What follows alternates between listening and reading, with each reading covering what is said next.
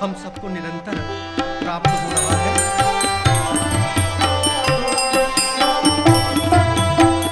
इस ज्योति के साथ हम आज प्रज्वलन के साथ संत कबीर जयंती का आज हम कार्यक्रम का शुभारंभ कर रहे हैं।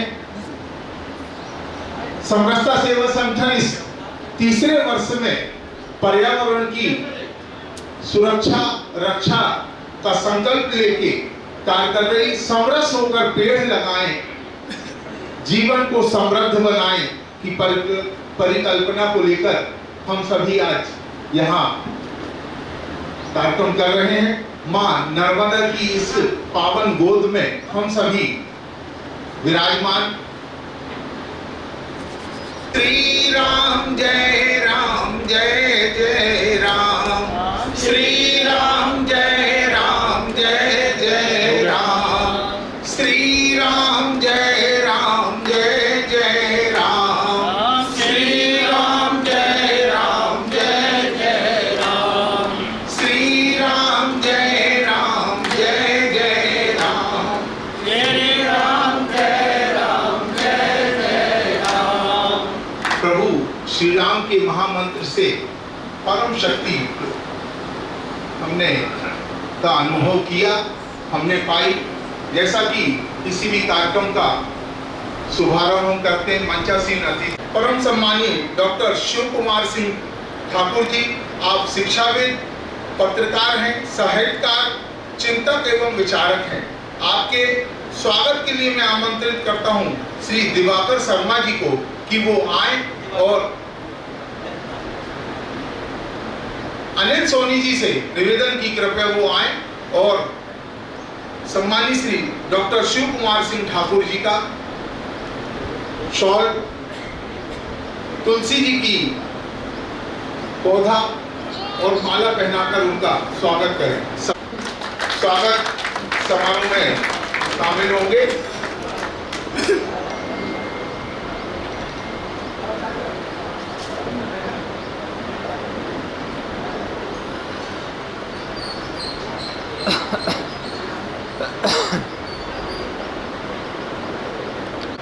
विशिष्ट अतिथि सम्मानित श्री विजय तिवारी किसलय जी, जो कि पत्रकार, साहित्यकार, चिंतक, विचारक, आप अनेकों संस्थाओं से जुड़े हैं और लगभग एक सैकड़ा हो गया होगा शायद, इतने सम्मानों से आप नवाजे गए हैं। हम सभी इनके स्वागत के लिए आमंत्रित करते हैं चंद्र प्रकाश श्रीवास जी को कि वो आए और श्री विजय तिवारी किसलय जी का स्वागत करें। हम सभी करतल ध्वनि के साथ उनके स्वागत में सम्मिलित होंगे।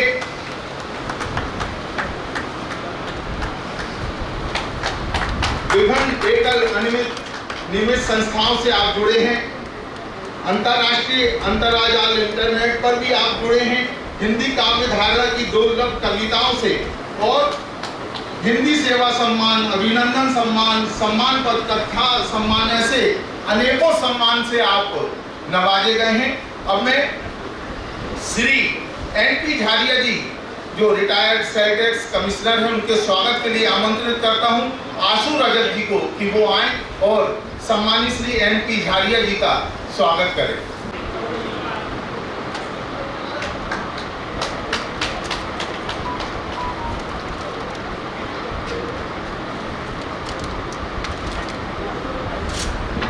समरसता सेवा संगठन के सम्मानीय अध्यक्ष, सब सबको जाने, सब सबको माने और तृतीय वर्ष में जिन्होंने पर्यावरण को अपना ध्येय बनाया है, उसके अंतर्गत समरस होकर पेड़ लगाएं, आओ अपना जीवन समृद्ध बनाएं।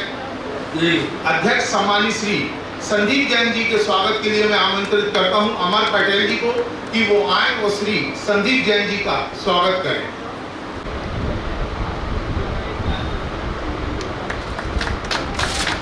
करतल ध्वनि से हम सभी स्वागत कार्यक्रम में सम्मिलित होंगे। समरसता सेवा संगठन के सम्मानित सचिव श्री उज्जवल पचौरी जी के स्वागत के लिए मैं आमंत्रित करता हूं सुरेंद्र शर्मा जी को कि वो आए और श्री उज्जवल पचौरी जी सचिव समरसता सेवा संगठन का स्वागत करें। श्री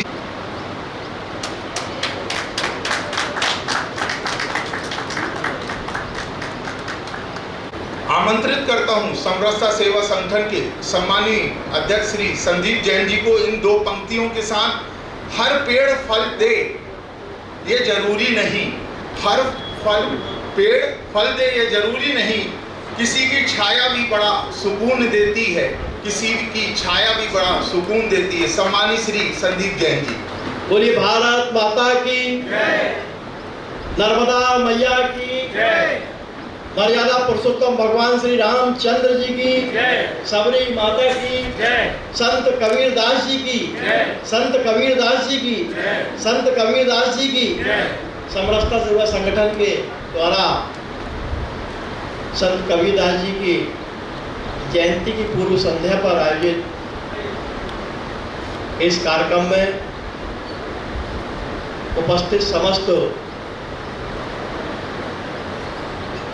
सम्मानित जनों, मातृशक्ति का समरसता सेवा संगठन की ओर से बहुत बहुत स्वागत है, वंदन है, अभिनंदन है। या यूँ कहें कि समरसता सेवा संगठन और आप सब एक दूसरे के पूरक हैं।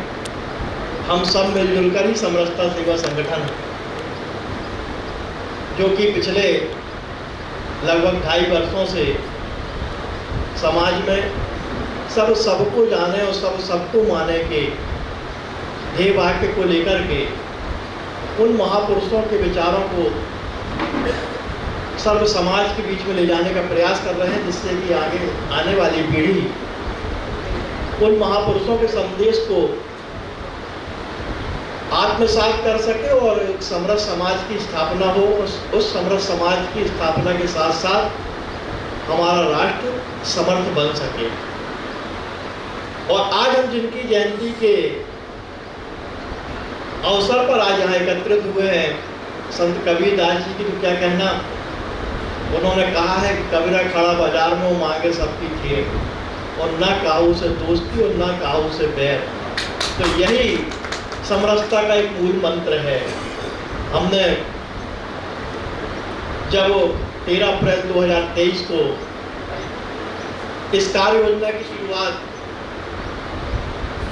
परम पूज्य जगत गुरु रामानंदाचार्य स्वामी रामभद्राचार्य जी के पावन उपस्थिति में प्रारंभ किया था, तो रामानंदाचार्य जी का भी कहना था कि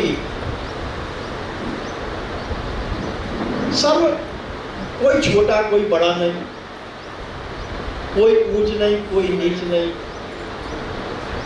हर मानव में हर व्यक्ति में परमात्मा का अंश विराजमान है। और तो इसलिए हम उस परमात्मा के अंश को नमन करते हैं और यही मानना है कि कहीं ना कहीं हमने जातियों में बटे, और जब बटे तो कुछ दूरियां हुई। जबकि सनातन परंपरा को मानने वाले और भारतीय संस्कृति में तो जब हम कहते हैं तो समरसता कोई नई बात नहीं है। हमारे जो समरसता सेवा संगठन का आप देखते हैं कि आज कई दिन बाद हम उस बात को उल्लेख कर रहे हैं कि अखंड भारत का नक्शा है और उसमें माँ सबरी जो है वो भगवान श्री रामचंद्र जी को अपने पेट खिला रही हैं। तो ये इस बात का प्रतीक है कि समरसता जो है वो अनादिकाल से है। उस काल से है कि जब लोग कल्पना भी नहीं कर सकते। तो भगवान राम के समय में कोई ऊंच नीच कोई भेदभाव कोई छोटा बड़ा नहीं था, चाहे वो भीलनी सबरी हो, चाहे निषाद राज हो या अन्य कोई हो। और जब ऐसे आराध्य हमारे हैं, ऐसे मर्यादा पुरुषोत्तम भगवान श्री राम जिनके, तो जब मैं फिर वहीं आ रहा हूँ कि रामभद्राचार्य जी ने जो उस दिन अपना उद्बोधन दिया था कि श्री राम का समरस और समर्थ भारत, इस विषय पर उनका उद्बोधन हुआ था। इस बात को उल्लेख आज हम इसलिए करना चाह रहे हैं कि आज हमारे बीच में आदरणीय ठाकुर शिव कुमार सिंह जी जैसे प्रबुद्ध वक्ता हैं जिनने अपनी शुरुआत ही पत्रकारिता से, या उस समय का हम कहें कि नव भारत अखबार जो एक समय में, उसमें आपने संपादन का कार्य किया, अनेकों ग्रंथ किताबें लिखी, और आज आप Christ Church wise higher secondary school में भी अपनी सेवाएं दे रहे हैं। इसी प्रकार से जैसे आज हमें सौभाग्य इस बात का भी है कि आदरणीय विजय तिवारी कृष्ण जी का भी मार्गदर्शन प्राप्त होगा, जो कि सैकड़ों सम्मानों से सम्मानित हो चुके, अनेकों किताबें लिखी। तो ये इस बात को इसलिए हम उसको दोहरा रहे थे कि परम पूज्य रामभद्राचार्य जी ने श्री राम का समरस और समर्थ भारत विषय पर अपना उद्बोधन दिया था, मार्गदर्शन दिया था, और उनके आशीर्वाद से आज हम लगभग 2.5 वर्ष की यात्रा को पूर्ण करके 70 से अधिक कार्यक्रमों को आयोजित कर चुके हैं। तो बात आएगी केवल संगोष्ठी से, और इससे बात नहीं, उसके आगे भी जाना पड़ेगा। जहाँ बोलते हैं कि हर जीव में, जड़ में, चेतन में, हर जगह परमात्मा का अंश है, तो प्रकृति का संरक्षण भी हमारा प्रमुख उद्देश्य होना चाहिए। आज हमारे सामने सुरेश मिश्र विचित्र जी बैठे हैं, जिनकी प्रेरणा से हम पर्यावरण के काम को आगे बढ़ा पाते हैं। और तो इस बार 3रे वर्ष के कैलेंडर में जब हम लोगों ने विचार विमर्श किया, सभी लोगों से बातचीत हुई, तो उसमें ये बात आई कि कहीं ना कहीं हमको प्रकृति के संरक्षण की ओर भी ध्यान देना चाहिए, और इसलिए इस डेस्टिनेशन को, इस स्थान को चुना। सामने एक पार्क है, उस पार्क में हम प्रत्येक महापुरुष की जयंती के दिन उनकी याद में एक पौधे का रोपण करते हैं, और जो सभागार में जो लोग उपस्थित हैं उनसे ये आग्रह करते हैं कि यदि आप पौधे का रोपण कर सकते हैं, पौधा का रोपण तो कोई भी कर लेगा, लेकिन यदि हम उनकी देखरेख करके उसको पल्लवित करने में यदि रुचि है, तो आप जिस चीज़ का पौधा कहेंगे वो पौधा हम आपको उपलब्ध कराने का प्रयास करेंगे। अभी हम आपको उसके संकल्प का पत्र भी आपके पास आएगा। अभी संकल्प पत्र केवल इसलिए भरवाए जा रहे हैं क्योंकि बारिश का सीजन नहीं है, पौधारोपण बारिश में ही होना चाहिए, ऐसा मानते हैं। कभी जैसे ही बारिश होगी तो हम आपको वो पौधा उपलब्ध कराएंगे, और उस पौधे को आपको लगाना है अपने क्षेत्र में जहाँ भी लगाना हो, और जिस चीज़ का लगाना हो आप वो पौधा लगाइए। हर माह हमको आप उसकी फोटोग्राफ को जो है वो हमारी वेबसाइट पे अपलोड करेंगे, और यदि आपने साल भर उस पौधे को संरक्षित और पल्लवित किया तो निश्चित तौर पर वो आने वाली पीढ़ियों के लिए, आने वाली कई पीढ़ियों के लिए बहुत धरोहर होगी, और हम कुछ ना कुछ इस समय काल में कुछ करके जा सकते हैं। और उस पौधे को जब हम आप 1 साल आप संरक्षित करेंगे तो समाज में एक उदाहरण के रूप में उन लोगों को सम्मानित करने का कार्य भी किया जाएगा। मुझे आशा नहीं, पूर्ण विश्वास भी है कि इस अभियान में भी आप सभी का भरपूर सहयोग और आशीर्वाद प्रदान प्राप्त होगा। आप सभी ने यहाँ पर आकर के जो कार्यक्रम की गरिमा बढ़ाई है, मैं पुनः एक बार आप सभी को प्रणाम करते हुए अपने शब्दों को विराम देता हूँ। बहुत बहुत धन्यवाद। भारत माता। बहुत बहुत धन्यवाद सम्मानीय श्री संदीप जैन जी। निश्चित रूप से हमारे जीवन में वृक्षों का कितना महत्वपूर्ण योगदान है उस विषय में सम्मानीय अध्यक्ष जी ने हमें बताया। अब मैं आमंत्रित करता हूँ जबलपुर के ख्यातिलब्ध गीतकार साहित्यकार श्री उदयभान तिवारी जी को कि वो आए और आज अपने गीत के माध्यम से हम सभी को पर्यावरण और समरसता का संदेश दें। सम्मानित श्री उदयभान तिवारी जी।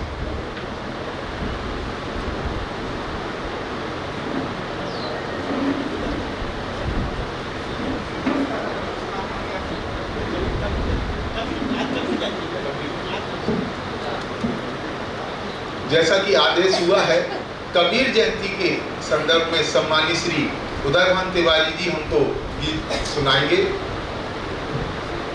यार फकीरी में मन लागो मेरो यार, फकीरी में मन लागो मेरो यार, मन लागो मेरो यार, मन लागो मेरो यार, मन लागो मेरो यार, मन लागो मेरो यार, फकीरी में जो सुख पायो हरि के भजन में, जो सुख पायो हरि के भजन में, जो सुख पायो हरि के भजन में, सो सुख नहीं अमीरी में। मन लागो मेरो यार फकीरी में, मन लागो मेरो यार फकीरी में।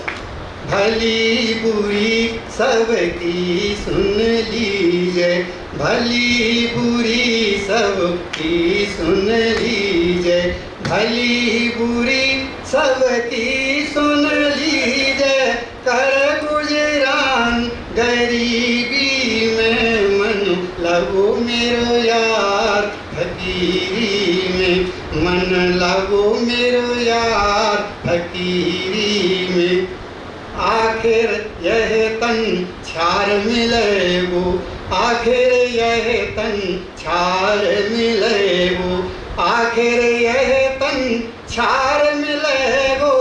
काहे फेरत मगरूरी में, मन लागो मेरो यार फकीरी में, मन लागो मेरो यार फकीरी में। मन लागो मेरो यार, मन लागो मेरो यार, मन लागो मेरो यार, मन लागो मेरो यार, मन लागो मेरो यार फकीरी में। प्रेम नगर में रानी हमारी, प्रेम नगर में रानी हमारी, प्रेम नगर में रानी हमारी।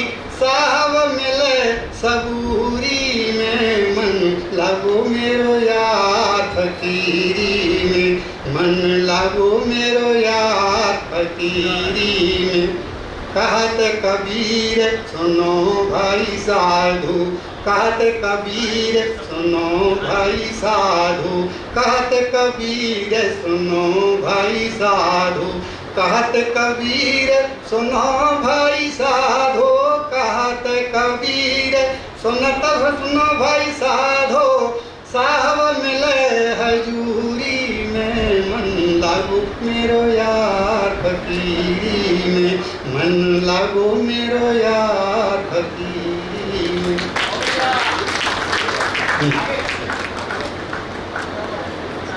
बहुत बहुत धन्यवाद सम्मानित श्री उदयभान तिवारी जी।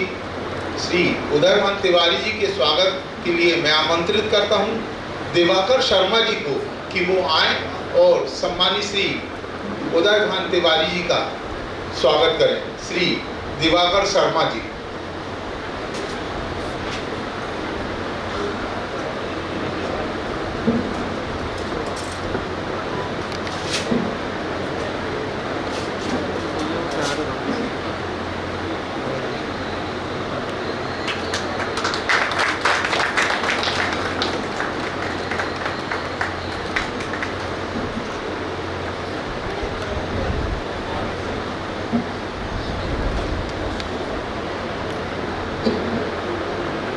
अब मैं आमंत्रित करता हूं आज के इस कार्यक्रम के विशिष्ट अतिथि सम्मानित श्री विजय तिवारी किसलई जी, जो जिनको सरस्वती अलंकरण साहित्य रत्न सम्मान ऐसे सैकड़ों सम्मानों से आप अलंकृत हो चुके हैं। उनसे निवेदन की वो कृपया आए और हम सबको अपना उद्बोधन दें। सम्मानित श्री विजय तिवारी किसलई जी। आज के कार्यक्रम के मुख्य अतिथि हमारे मित्र डॉक्टर शिव कुमार सिंह ठाकुर जी, जो शिक्षा जगत के साथ साथ साहित्य में भी काफ़ी दखल रखते हैं। हमारे साथ बैठे हुए हैं आदरणीय MP झारिया जी, और इस संस्था के संस्थापक जिनका निश्चित रूप से 2.5 साल नहीं, वैसे वो तो बहुत पहले से समाज सेवा और ये सारे काम कर रहे हैं। जबलपुर में उनका नाम कोई अनजाना नहीं है, सभी उनको जानते हैं। ऐसे संदीप भैया, गुड्डा भैया और साथ में बैठे हुए हैं हमारे अनुज पचौरी जी। इस कक्ष में राज सागरी जी से लेके पीछे अनिल भैया बैठे हुए हैं, बहुत दूर पूरा जितना भी ये हॉल है निश्चित रूप से कबीर को नमन करने वाला, कबीर से प्रेम करने वाला, उनके कृतित्व को जानने वाला, उनके प्रति समर्पित सारे समाज को मैं नमन करता हूँ। आज के जो कार्यक्रम जिन पर केंद्रित है, परम पूज्य संत कबीरदास जी के चरणों में विनम्रता पूर्वक नमन करते हुए मैं अपनी बात को आगे बढ़ाता हूँ। जैसा कि सभी जानते हैं, करीब 625 साल पहले यानी 627 वर्ष पहले हमारी इस धरा पर अवतरित हुए थे संत कबीर जी काशी में। और काशी में ही नीरू और नीरा नाम के जो जुलाहा दंपति थे, उन्होंने अपने घर ले गए। क्योंकि वो जुलाहा धंधे से जुड़े हुए थे तो वो उनका पालन पोषण, उनकी शिक्षा सब वहीं पर हुई। और आगे चल के बहुत सारी बातें हैं उनके बारे में, उनके गुरु के बारे में, उनके विषय में बहुत लंबी बात हो जाएगी। मैं बस ये बताना चाहूँगा कि उनकी जो दृष्टि थी, उनकी शिक्षा थी, उनके गुरु थे, उन्होंने जो बताया वो उनका मतलब था कि जो विश्व में, संसार में सर्वोच्च सत्ता होती है, सबसे ऊंचा एक ईश्वर होता है, उन्होंने उसको माना।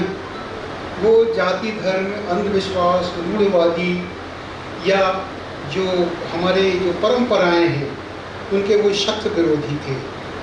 उन्होंने हमेशा समाज को जोड़ने का काम किया हुआ। कबीर ही एक ऐसे संत हैं निश्चित रूप से, जिसे कोई मुस्लिम जाति हो, ईसाई जाति हो, हिंदू जाति हो, सिख हो, सिख में तो उनके मुझे लग रहा है करीब करीब 250 दोहे श्री गुरु ग्रंथ साहब में समाहित हैं। क्या उनका व्यक्तित्व और क्या कृतित्व रहा होगा कि एक के पूरा का पूरा सिख धर्म है, सिख संप्रदाय है, उसका जो प्रमुख ग्रंथ है जिसे पूरी दुनिया मानती है, गुरु ग्रंथ साहब, उसमें भी कबीरदास के दोहे शामिल हैं।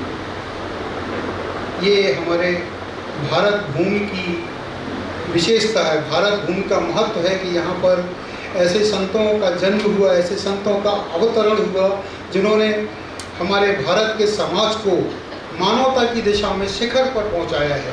विश्व का कोई ऐसा समाज नहीं है जो भारतीय समाज या हिंदुत्व की बात करें या भारत में रहने वालों की बात करें। हम इतना ऊंचाई पर हमारी मानवता है, इतनी ऊंचाई पर हमारा जो वसुधैव कुटुंबकम का भाव है वो भारतीय लोगों में जाना जाता है। उसी को लेके कबीरदास जी ने, चाहे वो अंधविश्वास की बात हो, चाहे उनके कितने सारे दोहे मैं अभी सुनाने की कोशिश करूंगा, भले ही सब लोगों को मालूम हो लेकिन मैं बताने की कोशिश करूंगा। उन्होंने हर एक ऐसी चीज़ पर प्रहार किया है जो कहीं ना कहीं किसी हमारे मानव मस्तिष्क में, हमारे मानव हृदय को टीस देती थी। और निर्भीकता से कई बार उन्हें इस अन्याय का, प्रताड़ना का सामना करना पड़ा है, लेकिन नहीं, वो अपने पथ से कभी पीछे नहीं हटे। उन्होंने अपने पथ को एक बार चुना। उन्होंने जो मानवता की बात की, जो उन्होंने समाज सुधारक के रूप में उन्हें जाना जाता है, जो उन्होंने जो समाज सुधार रहे हैं। भाई मुझे कुछ ज़्यादा समय सीमा तो नहीं है, मैं भाव में बह के कुछ ज़्यादा देर तक मैं बोल पाऊँ, तो बस मैं कहना चाह रहा हूँ, उन्होंने समाज सुधारक के रूप में वो जाने जाते हैं। सन 1398 में पैदा होकर जो आदमी ने 3 सदियाँ देखी हों, 14वीं सदी, 15वीं सदी, 16वीं सदी, 1518 में उनकी मृत्यु हुई। इस तरह से आप देखिए कि एक संत ने 3 सदी देखी हैं, वो 3 तरह का उन्होंने निश्चित रूप से जीवन जिया होगा इस समाज में। एक भक्ति धारा जहाँ बह रही थी, जहाँ समाज में अंग्रेज़ों का भी आना हो गया था, 1498 से अंग्रेज़ आ गए थे, तो अंग्रेज़ों का भी उन्होंने ज़माना देखा और समाज में जो एक विषमताएँ थी उनको भी देखा उन्होंने। लेकिन बावजूद इसके उनका एक ऐसा चिंतन था, उनके ऐसा अनुभव था जो उन्होंने समाज को जिया और जो उनका दृष्टिकोण था, उन्होंने समाज में रहते हुए बहुत सारी बातें उन्होंने समाज को सुधारने में की। मैं ये नहीं कहता कि समाज सुधर गया होगा, समाज सुधरता नहीं है जब तक कि हम नहीं सुधरेंगे, जग कैसे सुधरेगा। उन्होंने प्रयास तो बहुत किया था, जितने सफल हुए हैं उसकी सफलता आज 625 साल बाद भी हमें यहाँ दिखाई दे रही है। और इसी क्रम में हमें मालूम है कि कल 11 तारीख को जानकी रमन महाविद्यालय में एक संस्था है साहित्य सहोदर। निश्चित रूप से साहित्य सहोदर कबीर के कृतित्व पर आधारित, खुद व्यंग्यकार हैं हमारे सुरेश चित्र जी। व्यंग्य से आशय हमारा ये है कि ये कबीर जी की व्यंग्यात्मक रूप से कई बार वो जब वो बोलते थे कि नाव में नदियाँ डूबी जाए तो क्या होता है भाई, ये चिंतन होता है, व्यंग्य होते हैं, इस तरह से जो किया करते थे समाज के ऊपर, तो वही व्यंग्य धारा सुरेश जी आगे बढ़ा रहे हैं। और कल एक और समरसता साई सहोदर का कबीर जयंती मना रहे हैं वो, और उसका भी उसमें जो साहित्य विधा समाज हो, साहित्य हो, इस पर चलने वाले जो लोग हैं, व्यंग्य शिल्पी भी हैं, उन्हें सम्मानित किया जा रहा है, हम उन्हें अग्रिम बधाई देते हैं। तो मैं बात कर रहा था कि यदि समाज में आज इतने दिख रहे हैं, सुरेश जी कर रहे हैं, ये कार्य कर रहे हैं, और निश्चित रूप से समाज में जितना कबीर को जाना जाता है, मैं सुधारक की बात करता हूँ, मैं चिंतन की बात कर रहा हूँ, मैं तो यहाँ तक कहना चाहता हूँ कि उस चिंतन में, समाज सुधारने की चिंतन में, भक्ति भाव की बात नहीं करता मैं, तुलसी से कहीं आगे हैं हमारे कबीर जी। कबीर जी की बात आती है, मैं सभी ने बहुत सारे दोहे सुने होंगे, मैं कुछ 4-5 दोहे में लिख के लाया हूँ, उसके बाद मैं अपनी बात रखता हूँ। जैसे पहला अभी सभी ने सुना है, कबीरा खड़ा बाजार में, एक और है कि मसी कागज छुआ नहीं, कलम गही नहीं हाथ, चारी जुग का महत्म कबीर मुकई जनाई बात। थोड़े से उस समय के उनके जो दोहे हैं थोड़े मात्राओं में, चूँकि वो पंजाब हरियाणा उधर की शैली है, थोड़ा सा अंतर है। फिर जैसे बड़ा हुआ तो क्या हुआ, जैसे पेड़ का जो पंथी को छाया नहीं, फल लागे अति दूर, पाहन पूजे हरी मिले तो मैं पूजो पहाड़, या तो वह चाकी भली पीस खाए संसार, जाति न पूछो साधु की पूछ लीजिए ज्ञान। इसी तरह से माला फेरत जुग भया, फिरा न मन का फेर, कर का मन का डाल दे, मन का मन का फेर। हाथों से क्या माला को गिनना यदि आपका मन ही शुद्ध ना हो। आनी केरा गुदगुदा असमानस की जात, एक दिना पछताएगा जो तारा प्रभात। प्रातः में तारा, जैसे ही प्रातः होती है तारा हो जाता है, तो पानी केरा गुदगुदा ही हमारा मनुष्य अल्प युग है, उसका अल्प समय है उसके जीने का, उसकी बात करते हैं। इसी तरह उन्होंने और भी लिखा है, 1,00,000 ना की, रावण के घर की बात करते, जाके घर दिया ना बाती को जलाने वाला नहीं है। आप अच्छे काम नहीं करेंगे तो निश्चित रूप से आपके घर पर कोई नहीं रहेगा। आप अच्छे काम करोगे, आपके मरने के बाद भी, आपकी जनाजे में और आपके बाद भी लोग बाग आपको पूछेंगे, आपके यश को गाएंगे, आपकी बात करेंगे। और जो जिसके यश की बात होती है, जिसके बारे में संदर्भित बातें होती हैं, वही महान होता है, वही सज्जन पुरुष होता है। तो इस तरह से मैं बताना चाहूँगा कि अब देखिए, यहाँ बात आती है, महावीर प्रसाद द्विवेदी हमारे हिंदी जगत के बहुत बड़े साहित्यकार थे। उन्होंने भी कबीरदास जी को हरफन मौला कहा हुआ। हरफन मौला है ना, सबको जानने वाला। महावीर प्रसाद द्विवेदी खुद एक बहुत बड़े विशिष्ट साहित्यकार थे, लेकिन उन्होंने भी यही कहा कि ये उन जैसा साहित्यकार होना बहुत कठिन है, और कबीर की जो शिक्षाओं हैं, उनके विचारों को मानने वाले लोग, जिसे कबीर पंथ के कबीर समुदाय बोलते हैं, वो आज कई जगह आए, यहाँ वहाँ मैं देखता हूँ, कहीं ना कहीं बातों में हमें पता चलता है कि कबीर पंथ के लोग किस तरह से निर्गुण धर्म से जुड़े हुए रहते हैं और समाज सुधारने में लगे हुए हैं। हमारा आज का ये जो कार्यक्रम है, समरसता का कार्यक्रम है, उसका एक और उद्देश्य है पर्यावरण। पर्यावरण का यदि हम उल्टा बोलें, यदि हमें जिंदा रहना है तो ऑक्सीजन की ज़रूरत है, और ऑक्सीजन को यदि प्राप्त करना है सहजता से मिलेगा, तो हमें पेड़ पौधे, हरियाली, हमें पर्यावरण को हमें बचाना होगा और पर्यावरण के प्रति जागरूक होना पड़ेगा। और इसी क्रम में अभी जैसा कि हमारे रुद्र भैया ने बताया कि यहाँ पर बहुत सारे वृक्षारोपण किया जाना है, पौधारोपण किया जाना है, और वे लगातार 2.5 साल से इस विषय को लेके चिंतित हैं और सक्रिय हैं कि ये कार्य आगे बढ़े। हम तो बोलते हैं कि जिस ढंग से उन्होंने थोड़ा सा संकेत दिया था कि आज हम संकल्प के पत्र भरवाएंगे जिसमें लोग पौधारोपण के लिए जागरूक हों, इस तरह से मैं यहाँ पर ये बात बहुत अच्छे से कहना चाहता हूँ, यदि समाज में कोई आदमी ऐसे काम कर रहा है जिससे कि हमारे परिवार का, हमारे समाज का, हमारी प्रकृति का, हमारे पर्यावरण का यदि फ़ायदा होता है तो हमें उसको समर्थन तो करना ही चाहिए, साथ में उनके साथ भी जुड़ना चाहिए। क्योंकि आज हम यदि ये सोचें कि हम ऑक्सीजन हमारे 15 साल बाद मैं नहीं रहूँगा, मैं किसके लिए करूँ, नहीं, आपकी संतान है, आपकी नई पीढ़ी भी है, वो भी आपका ही खून है, और यदि वो रहेगी तो आपका नाम रहेगा। तो हमें वो पर्यावरण के लिए उनके साथ कंधे से कंधे मिलाकर क्या कहते हैं वो तन मन धन से उनके साथ में जुड़ना चाहिए। बातें बहुत हैं, बहुत तरह से मैं कह सकता हूँ, लेकिन आज के दिन इतना ही पर्याप्त है। धन्यवाद। बहुत बहुत धन्यवाद सम्मानीय श्री विजय तिवारी जी। निश्चित रूप से जो आपने आह्वान किया कि समरसता सेवा संगठन के साथ तन मन धन के साथ पर्यावरण को सुधारने के लिए जो कार्य चल रहा है उसमें सभी को सम्मिलित होना चाहिए।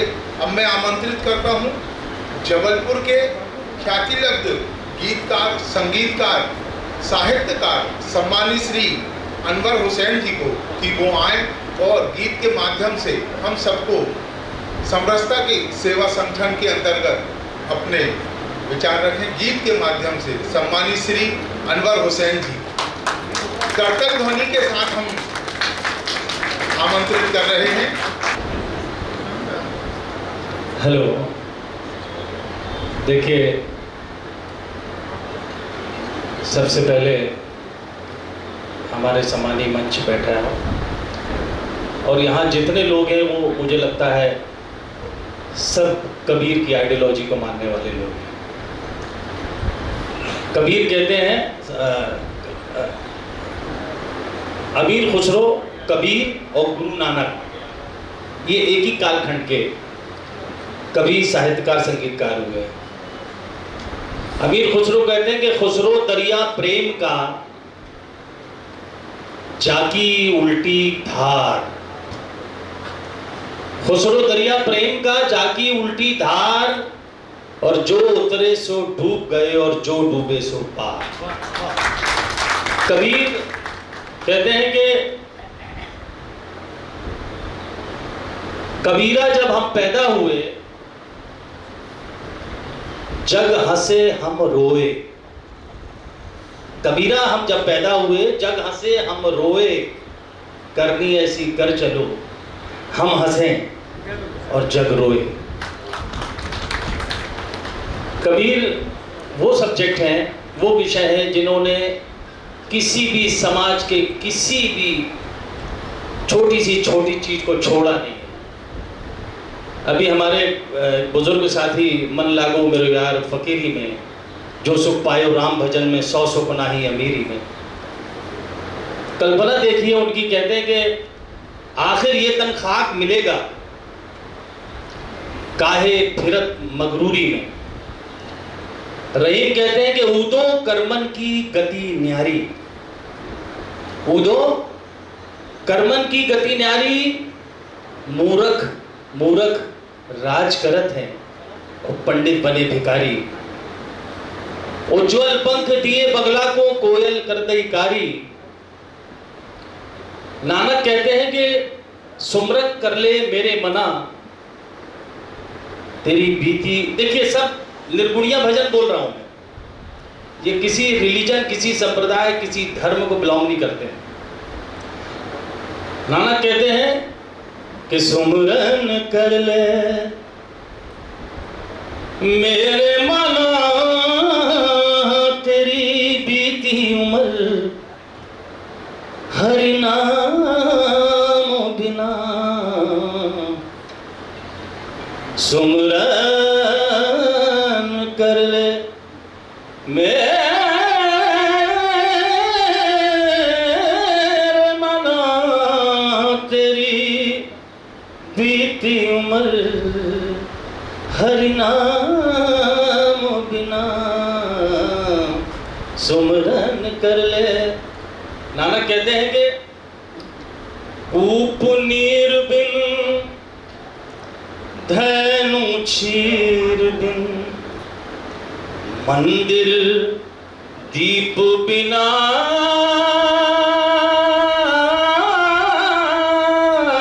कूप नीर बिन धैनु क्षीर बिन, मंदिर दीप बिना जैसे तरवर फल बिन हीना, जैसे तरवर फल बिन हीना, वैसे प्राणी हरि नाम बिना। सुमरन कर ले मेरे मना, तेरी बीती उम्र हरि नाम बिना। सरगा शाम पिया मोरी रंग दे चुनरिया, शाम पिया मोरी रंग दे चुनरिया। धीरू भाई की जय हो। शाम पिया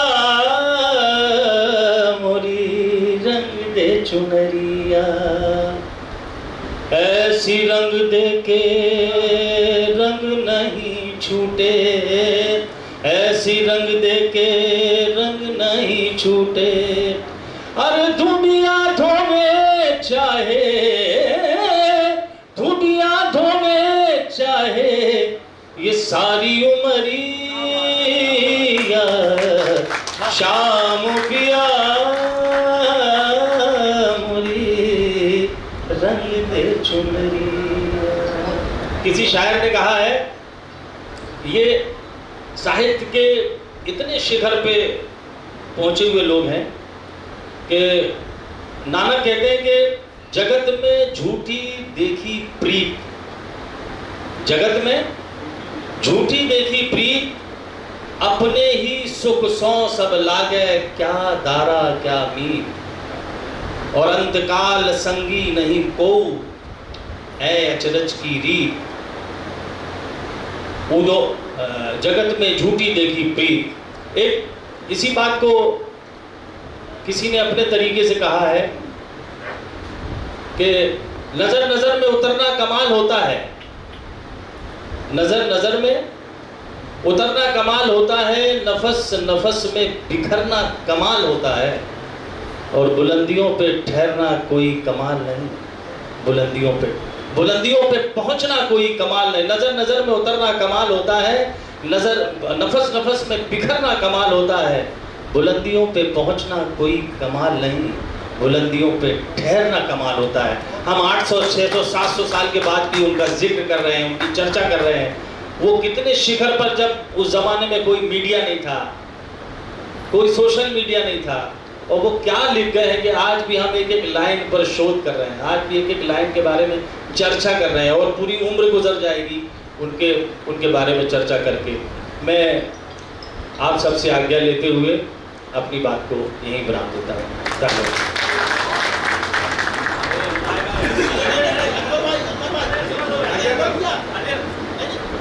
श्री अनवर हुसैन जी के स्वागत के लिए मैं आमंत्रित करता हूं श्री शंकर लाल गोटिया जी को कि वो आए और श्री अनवर हुसैन जी का स्वागत करें। श्री शंकर लाल गोटिया जी, निश्चित रूप से बुलंदियों पे पहुंचना सरल है, परंतु बुलंदियों पे बने रहना बहुत कठिन है। आपके जो उद्बोधन थे उसमें जो ये सार आया, करतल ध्वनि से हम सभी स्वागत में सम्मिलित हों। अब मैं आमंत्रित करता हूं सम्मानित श्री NP झारिया जी को कि रिटायर्ड सेल टैक्स कमिश्नर, कि वो आए और अपना उद्बोधन दें। सम्मानित श्री NP झारिया जी। मंचासीन प्रबुद्धजन, उपस्थित मातृशक्ति और साथियों, अगर हम विश्व इतिहास के पलट का अवलोकन करें तो हम देखेंगे कि मध्यकाल के युग में पूरी दुनिया में एक से एक महान सामाजिक क्रांतिकारी पैदा हुए। अगर हम ग्रीस में देखें तो अरस्तु, प्लेटो और सुकरात जैसे विद्वान हुए जिन्होंने समाज की सामाजिक धारा को बदलने का पूरा प्रयास किया। तब मध्यकाल के इतिहास में हमारे भारतवर्ष में भी गुरु नानक देव, तुलसीदास जी, रविदास जी, कबीरदास जी, सूरदास जी, ये वो संत पैदा हुए जिन्होंने समाज की अग्रिम पंक्ति में खड़े होकर एक संकल्प किया जिससे सामाजिक क्रांति, छुआछूत और मानवीय भेदभाव की उन कुरीतियों को समाप्त करने का अपनी ओर से भागीरथ प्रयास किया। निश्चित रूप से कबीरदास जी, जैसे कि मेरे पूर्व वक्ता ने कहा कि पावन ग्रंथ में गुरु नानक देव जी ने उनकी सराहना करते हुए कहा था कि सदियों के बाद इस प्रकार के व्यक्ति का व्यक्तित्व समाज में निखरता है जो सिर्फ अपनी रोजी रोटी को छोड़कर समाज के लिए जीता है। गुरु ग्रंथ साहब में उनकी पावन पंक्तियों का उल्लेख है। नानक देव जी, रविदास जी ऐसे महान संत हुए हैं। कबीरदास जी के बारे में ये बात है कि वो वक्त की उन अभिभूत किंवदंतियों से हटकर अपने जीवन के साथ सहचर्य के भाव को लेकर समाज में एक क्रांति के भाव को जगाना चाहते थे। उनकी उम्मीद थी, जैसे कि आज भी हमारे देश में, हमारे धर्म में ये कहा जाता है कि जो काशी में मर जाएगा उसे सीधे स्वर्ग मिलेगा और जो मगहर में मरेगा उसे नर्क मिलेगा। उन्होंने कहा था, भाई मेरी मृत्यु के समय मुझे मगहर ले जाया जाए, मेरी स्वर्ग की कोई कामना नहीं है, मैं तो नर्क में जाना चाहता हूँ। इस प्रकार से सामाजिक क्रांति के अग्रदूत जिन्होंने जीवन के सहचर्य के साथ शिल्पी के रूप में उन सब कुरीतियों को आगे से बढ़कर हटाने का प्रयास किया। ये बात अलग है कि इतिहास के उन दर्द में हमारे पश्चिम के विद्वानों ने उन पर बहुत कुछ शोध किया। बाद में कबीरदास जी जो खुद स्कूल की बहुत शिक्षा प्राप्त नहीं कर पाए थे, उनके ऊपर न जाने कितनी पीएचडी और डीलिट हुई हैं, कितना कुछ उनके बारे में लिखा गया है। पर अब जब हम उनके साहित्य का अध्ययन करते हैं तो हमें लगता है कि वो समग्र सामाजिक चेतना के वो अग्रदूत थे जिन्होंने अपने जीवन पर्यंत उसे सफलता की उम्मीद तक तो नहीं देखा, पर आज जब हम उनकी विद्वता और ज्ञान का परीक्षण करते हैं तो एहसास होता है कि विद्वता के वो श्रेष्ठ पायदान पर विराजमान थे। और इस प्रकार से हमारे देश में कोई व्यक्ति इस प्रकार से श्रेष्ठता का प्रतीक हो, ये मानव सभ्यता, मानव जीवन और हम सब के लिए गौरव की बात है। मैं उम्मीद करता हूँ कि उनके बारे में इसी प्रकार से गोष्ठियों को आयोजित करते हुए हमारे बीच में समाज में आज भी जो मतभेद, ऊंच नीच की भावना है, इस प्रकार से सामाजिक समरसता का भाव हमेशा प्रज्वलित होता रहेगा। धन्यवाद। बहुत बहुत धन्यवाद सम्मानित श्री MP झारिया जी। अब मैं आमंत्रित करता हूँ श्री श्याम सुंदर साहू जी को। श्री श्याम सुंदर साहू जी वो गीत के माध्यम से आज अपनी बात रखेंगे। सम्मानित श्री श्याम सुंदर साहू जी। हेलो। उपस्थित मंचासीन समस्त साधुवाद प्राप्त करने वाले ऐसे सज्जन जो वास्तव में संत कबीर के विषय में यहाँ पर अपना एक उनकी जयंती का आयोजन उन्होंने किया, ये निश्चित रूप से वे सम्मान के पात्र हैं। और समस्त उपस्थित भक्तगण, सज्जनगण, उनको भी मैं एक बार नमन करते हुए अपना वक्तव्य प्रारंभ करता हूँ। सर्वप्रथम मैं कुछ अपने विचार रखता हूँ और उसके पश्चात एक भजन प्रस्तुत करूँगा।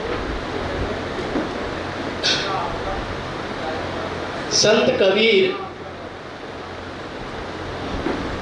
एक ऐसे व्यक्तित्व को हम जानते हैं जो वास्तव में किसी लाग लपेट में नहीं थे।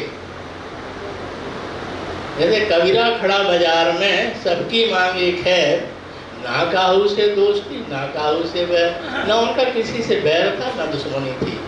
निश्चित रूप से वे ऐसे पुरुष थे जिन्होंने अपने जीवन भर अपनी परिश्रम से कमाई करके, उन्होंने बुन करके, उन्होंने ऐसा बुनकर अपने आप रह कर के और कपड़े बुन करके और परिश्रम करके ही जो प्राप्त किया उससे अपना लालन पालन किया। और उन्होंने कहा कि साईं इतना दीजिए जामे कुटुंब समाए, मैं भी भूखा ना रहूं साधु न भूखा जाए। आज का जमाना इतना अर्थपरस्त हो गया है कि व्यक्ति ना जाने कितना इकट्ठा कर रहा है धन, लेकिन उसकी भूख नहीं जाती। तन की भूख तनिक है, पाव आधा सेब। हम कितना खाएंगे? एक पाव खाएंगे, आधा किलो खाएंगे। तन की भूख तनिक है, पाव आधा सेब। मन की भूख अधिक है, पावन चाहे सुमेर। उस सुमेर पर्वत के बराबर भी यदि धन हो जाए तो हम बोलेंगे भगवान अभी कुछ और बकाया हो तो मेरे लिए भी रखे रहना। कितना हम लोग कितने अर्थपरस्त हो गए हैं। अरे भाई, आपको भोजन मिलेगा। जब बच्चा पैदा हुआ था तो उसके पास कोई ऐसी कमाई नहीं थी, लेकिन उस समय भी जिसको हम परम पिता परमात्मा कहते हैं, जिन्होंने उसको माता के स्तन से दूध पिला करके बड़ा किया, क्या हमें आज भोजन नहीं मिलेगा? सबको मिलेगा। लेकिन हमारी लालच इतनी बुरी बला है कि लालच बुरी बला है।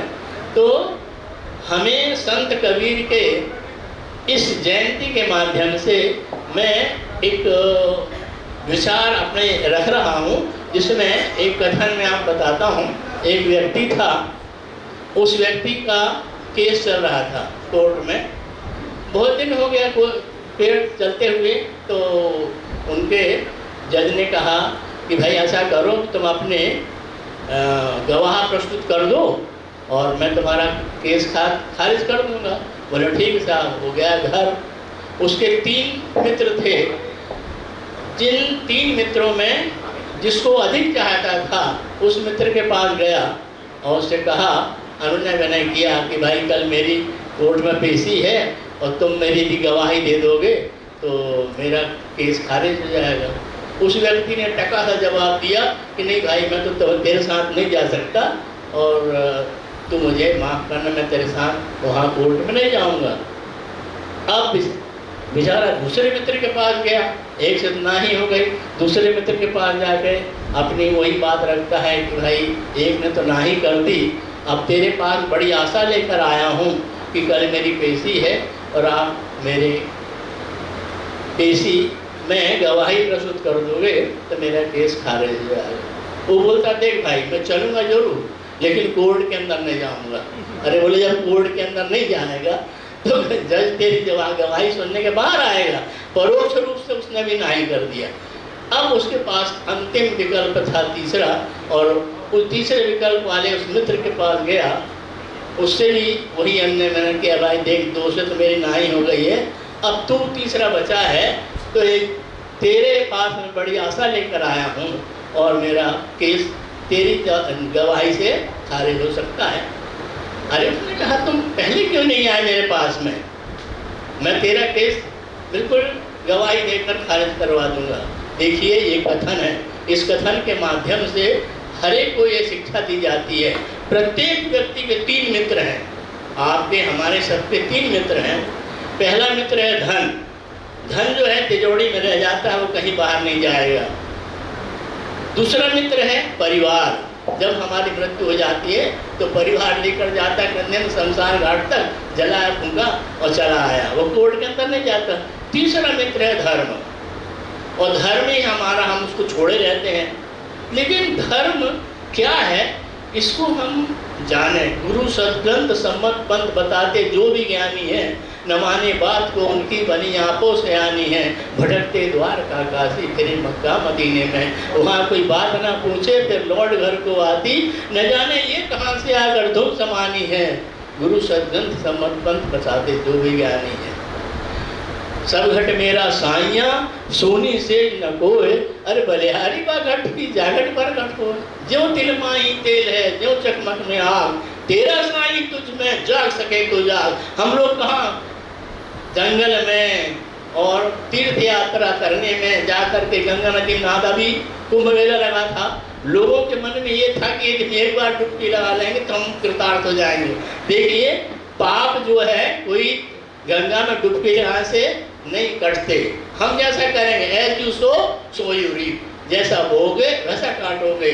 इसलिए कर्म प्रधान विश्व करी राखा, और जो जस करे तस परित्यागा। ये संत तुलसी के वचन है, कबीर के नहीं है। लेकिन कर्म प्रधान विश्व करी राखा, और जो जस करे तस परित्यागा। कर्म जो है कर्म प्रधान है, हम कर्म को दूर कर देते हैं। कितना हम लोग देखिए, जा करके हम रोज सुबह नहाते हैं और नहा करके और मंदिर अपना बनाए हुए है, उसमें घंटी भी लगाएंगे, अगरबत्ती लगाएंगे, फूल माला चढ़ाएंगे और 1 घंटे तक जाप करेंगे और जाकर ऑफिस में घूस ले लेते हैं,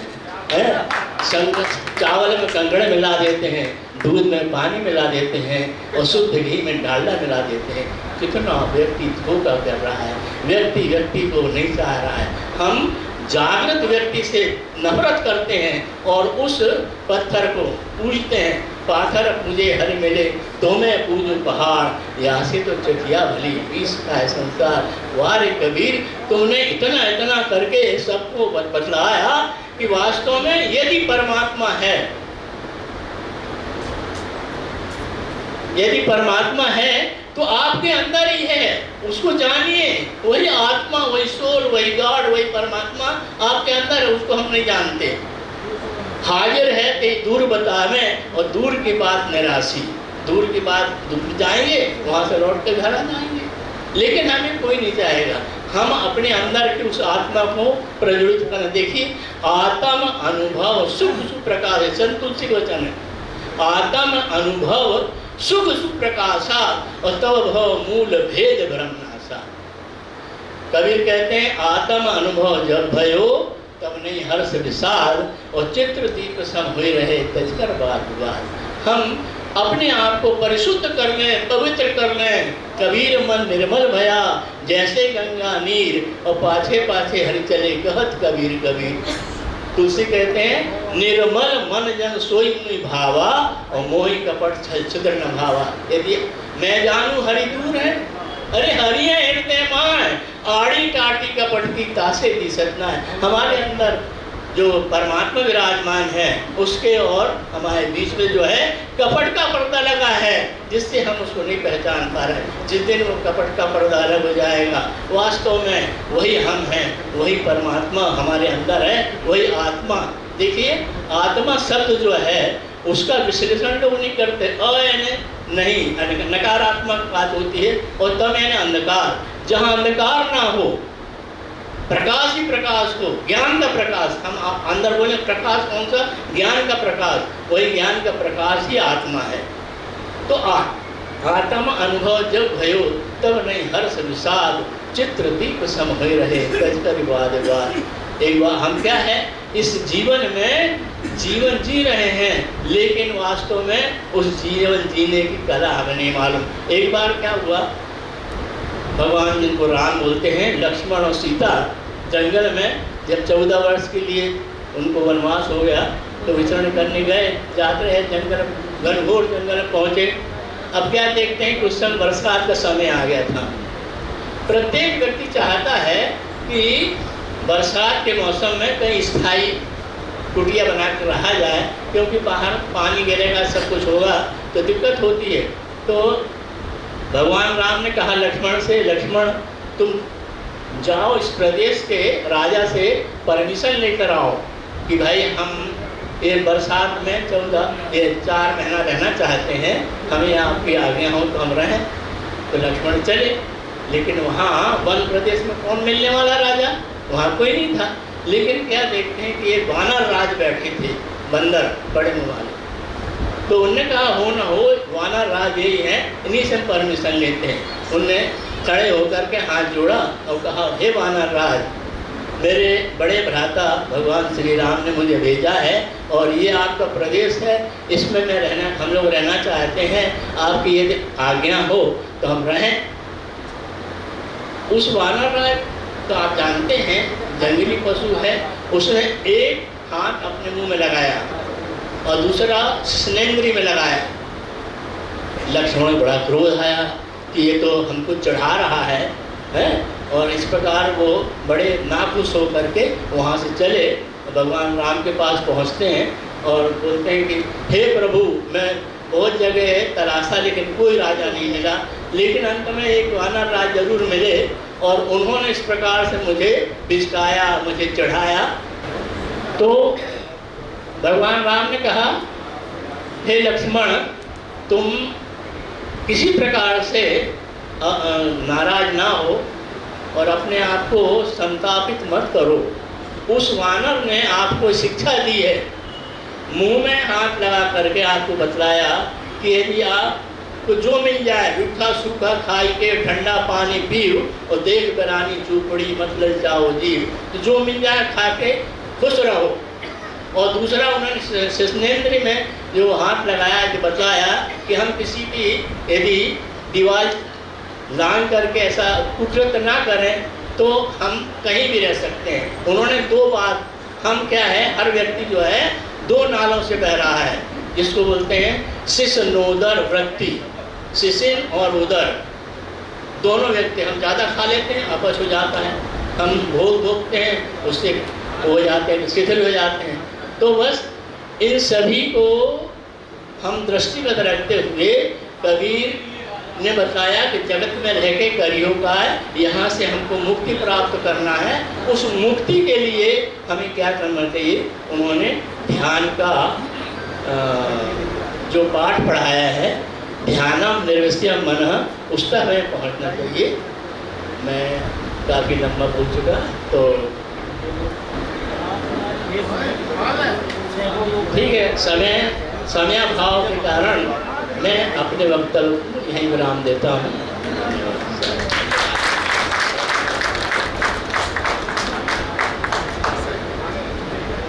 बहुत बहुत धन्यवाद सम्मानित श्री श्याम सुंदर साहू जी। आपके स्वागत के लिए मैं आमंत्रित करता हूँ अनुसूचित जाति जनजाति मोर्चा के कर्मचारी संघ के अध्यक्ष सम्मानित अमित मेहरा जी, वो आए और श्याम सुंदर साहू जी का स्वागत करें। श्री अमित मेहरा जी। हमें थोड़ी और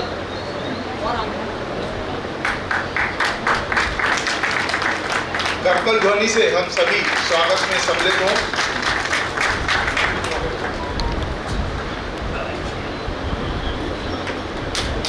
अब मैं आमंत्रित करता हूं आज के मुख्य अतिथि सम्मानित डॉक्टर शिव कुमार सिंह ठाकुर, शिक्षाविद, पत्रकार, साहित्यकार, चिंतक एवं विचारक, वो आए और अपना उद्बोधन दें। सम्मानित श्री शिव कुमार।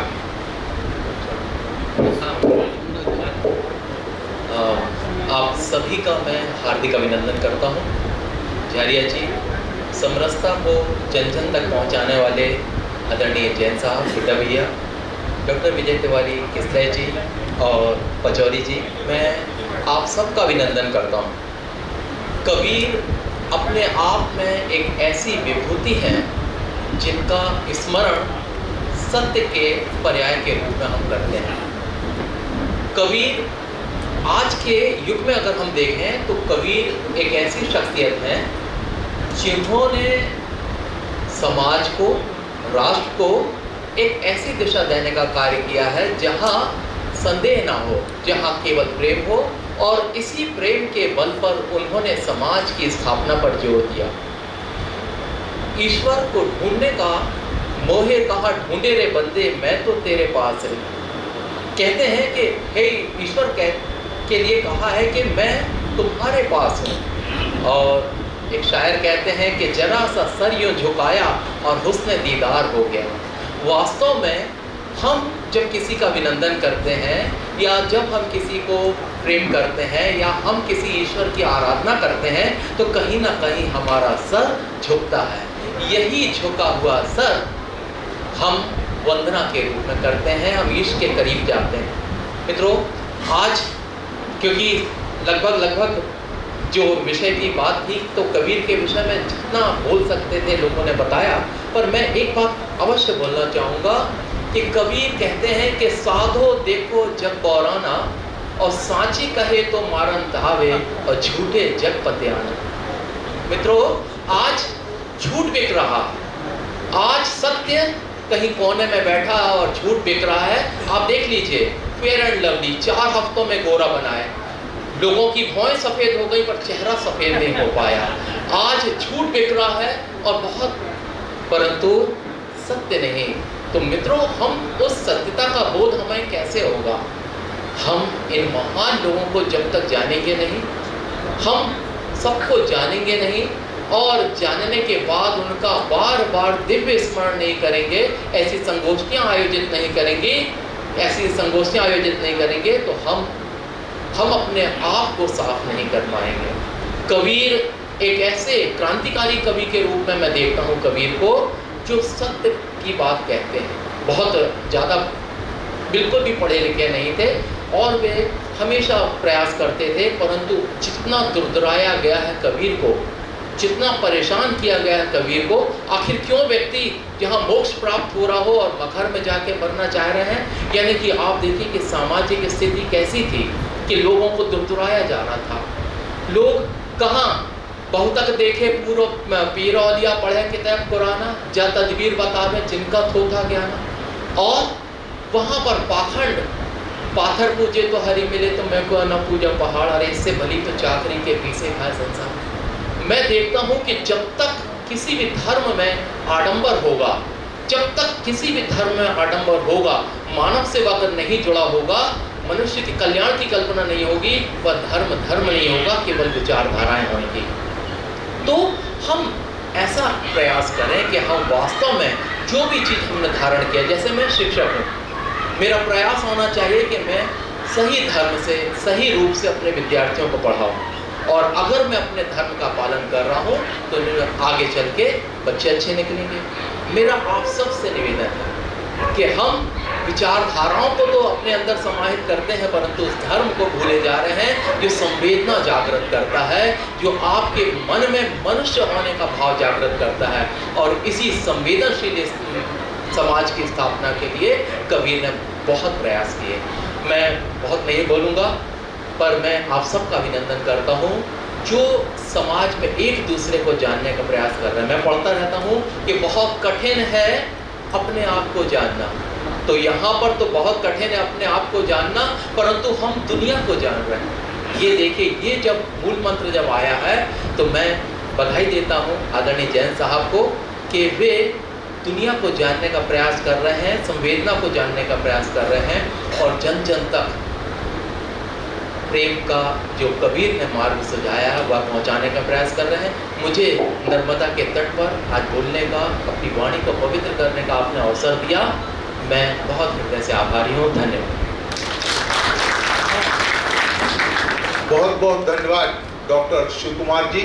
अब मैं आमंत्रित करता हूँ समरसता सेवा संगठन के सचिव सम्मानीय उज्ज्वल पचौरी जी को कि वो आए और आभार प्रदर्शन करें एवं वृक्षारोपण के कार्यक्रम की जानकारी दें। श्री उज्ज्वल पचौरी जी।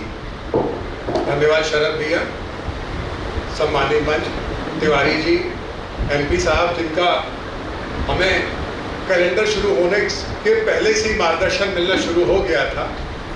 ठाकुर सर क्योंकि क्राइस्टचर्च में पढ़ाते हैं और घर में लगभग छुट्टी के दिन तो आपका जिक्र मेरा बालक कर देता है, और उसका भी ये कहना होता है कि संगोष्ठी के माध्यम से तो आज पहली बार सुना आपको, कभी कोई ऐसी उलझन भी होती है तो उनका जवाब ठाकुर सर से मिल जाता है। समरसता सेवा संगठन के हमारे सम्मानीय अध्यक्ष श्री संदीप जैन जी, जिनके मार्गदर्शन में या कहें एक ऐसी कार्यशैली में जिसमें हमारा तीसरा कैलेंडर प्रारंभ हुआ।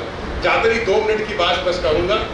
गुरुवाणी, नर्मदाष्टक और कबीर वाणी का ऐसा संगम, और हमें तीसरे कैलेंडर में अगर हमें ये सब चीज़ें देखने मिलती है तो हमारे अध्यक्ष संदीप जैन जी की वो सोच के उससे सबको जाने, सबको माने, और वो पीपल का पेड़ जो नीचे लगा हुआ है जहाँ से ये विचार शुरू हुआ, पूरे शहर में होता हुआ, और फिर पर्यावरण प्लस मतलब पर्यावरण के साथ साथ हमने समरसता के जो पुराने विचार थे हमारे सबको जाने वाले, उनका एक मिश्रण करते हुए भी संगोष्ठी में आगे बढ़ रहे हैं। एक आज कबीर पंथी या कबीर संत कबीर दास जी की जयंती हमारे समाज में या हमारे उसमें भगवान भी पूछते हैं, महात्मा भी पूछते हैं, शिष्य भी पूछते हैं, संत भी पूछते हैं। ऐसी हमारी परंपराएं हैं और आज हम उन परंपराओं को आगे ले जाने का प्रयास कर रहे हैं। लेकिन हमारे साथ दुर्भाग्य ये है कि अभी अगर हम अपने बच्चों को 5 दोहे अर्थ सहित बोले पढ़ने को तो वो नहीं पढ़ेंगे। और वहीं जुबिन नौटियाल ने जब एक कबीर का दोहे का एक एल्बम जारी किया था तो मेरे ख्याल से हर मोबाइल की रील में और उसको लगाने जाने लगा था। अब मैं 1-2 मिनट की बात इसलिए करूँगा, बहुत महत्वपूर्ण बात है। हमारी शिक्षा किस प्रकार से जा रही है, उसमें किसी स्कूल का दोष नहीं है, उसमें किसी चीज़ का दोष नहीं है। हम 8वीं तक संस्कृत पढ़े और आज हम कोई भी ग्रंथ खोल लें, भले टूटा फूटा सही, अवधि तो पढ़ लेते हैं, संस्कृत भी पढ़ लेते हैं, उनके अर्थों को भी जान लेते हैं। पर जब आज बच्चा मेरा CBSE में पढ़ा तो संस्कृत 5वीं में छूटी, हिंदी चली और 11वीं कक्षा में उसकी हिंदी भी मतलब ऑप्शनल सब्जेक्ट हो गया।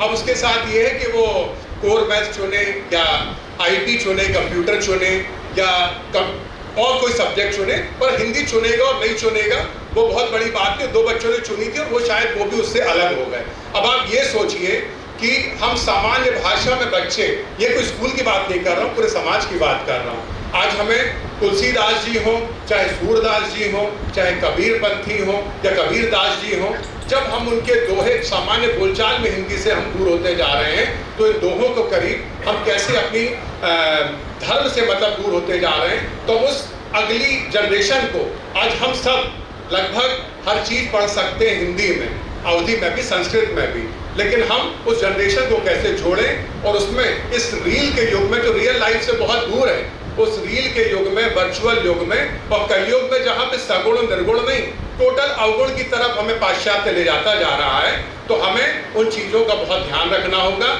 और मैं सरकार को ऐसे बहुत अच्छे से तो पत्र नहीं लिख पाता, पर मेरा एक अनुरोध रहता है कि जिस दिन SSC में, UPSC में, MPPSC में दोहे और उनके अर्थ भी पूछे जाने लगेंगे तो हमारे सारे नौजवान और सारे युवा अपने आप दोहे भी याद कर लेंगे और उनके अर्थ भी याद कर लेंगे। तो बस इतना ही कहना चाहता था। आप सभी का आभार। बहुत देर से आज ये संगोष्ठी चल रही है, आपका बहुत बहुत आभार। हम इतनी दूर दूर से इतने ऐसे भीषण प्रचंड गर्मी वाले मौसम में भी आपका समय मिलता है, आपका आशीर्वाद और मार्गदर्शन मिलता है। इसके पश्चात हमारा द्वितीय चरण जो पौधा लगाने का वृक्षारोपण का होता है, हम सामने उद्यान में चलेंगे, उसके बाद स्वल्पाहार की व्यवस्था है। अच्छा, आज हम पॉलिसी का पौधा रोपित करेंगे और हम सभी आज कबीरदास जी की जयंती में साक्षी होंगे उस पौधे को रोपने के। आप सभी का धन्यवाद। भारत माता की जय। पुनः बहुत बहुत आभार।